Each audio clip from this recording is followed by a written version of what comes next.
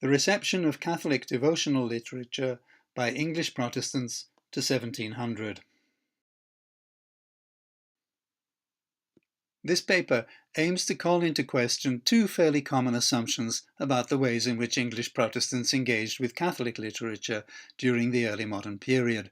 The first is that Catholic literature was only of interest either to nominal Protestants or to Protestant polemicists, and the second is that Protestant adaptations of Catholic works can be dismissed as textual piracy. I'd like to start by introducing two works. The first is The Parable of the Pilgrim by Bishop Simon Patrick.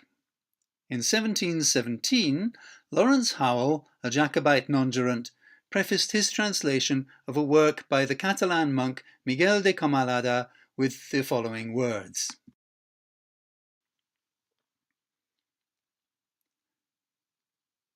Dr. Patrick took his pilgrim from it.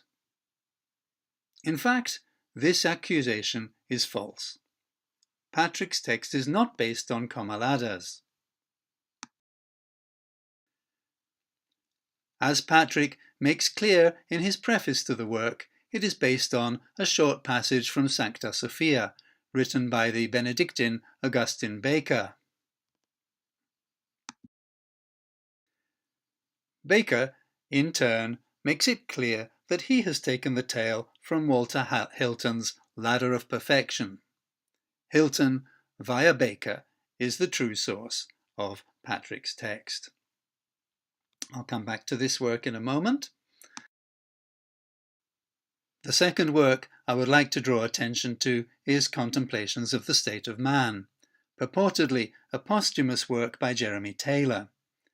In 1848, Edward Churton demonstrated that this work was not by Taylor at all. It was, in fact, a disguised and abridged version of a Catholic translation of a work by a Jesuit writer, Juan Eusebio Nierenberg, published in English in 1672, 5 years after Taylor's death.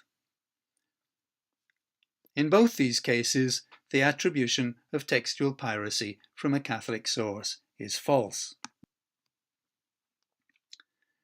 Nevertheless, both writers did adapt and draw on Catholic sources. Patrick did indeed use a Catholic source for his text, even if it was not the one that Howell accuses him of using.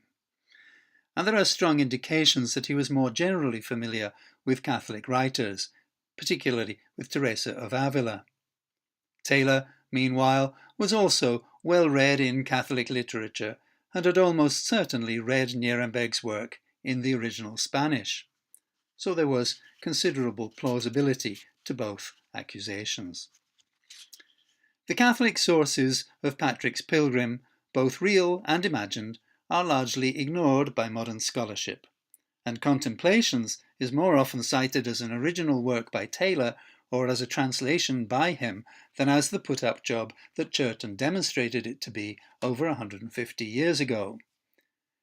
This apparent lack of interest in setting the record straight with regard to these two works is symptomatic of a wider neglect.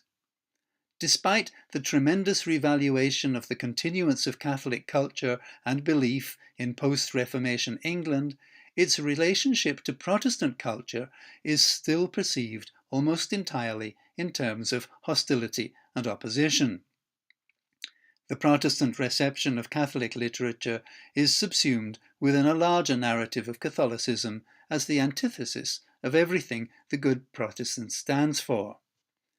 But this narrative can sometimes obscure our understanding of what was actually going on. Let me give an example of what I mean from the work of Theodore Bozeman, who is one of the few critics who actually attempts to give a balanced account of this situation.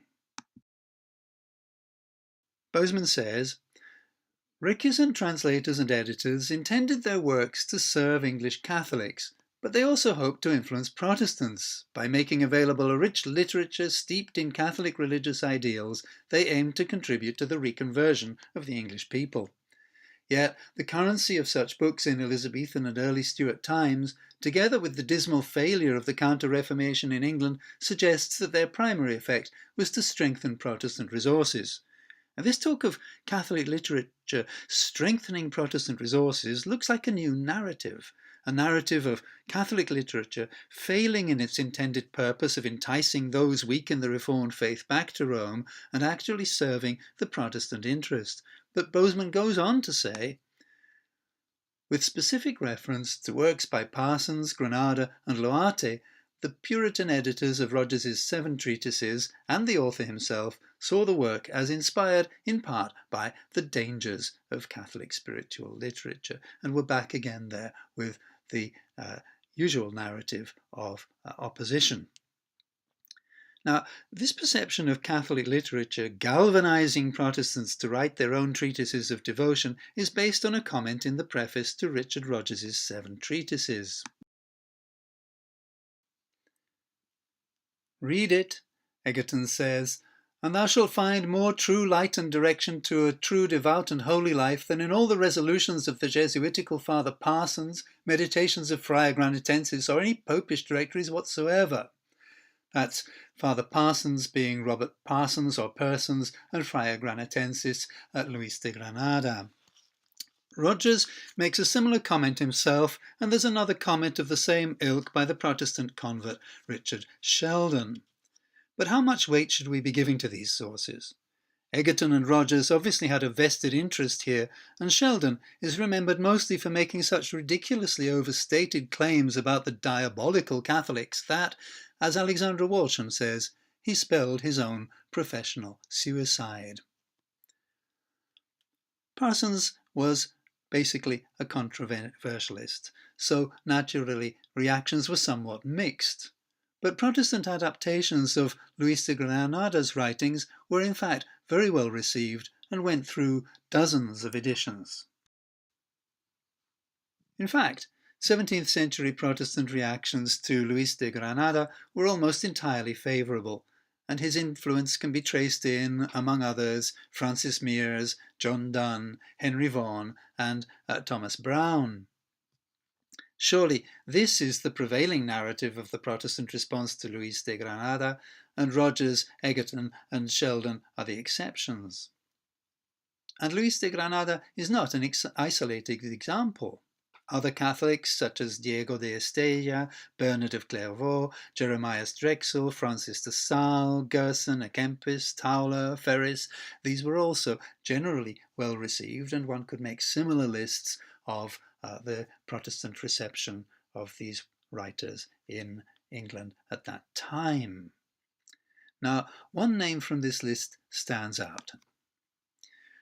Whereas most Protestant writers make only passing reference to Catholic sources, Francis Trigge cites Luis de Granada, Diego de Estella, and other Catholic authors dozens of times, saying,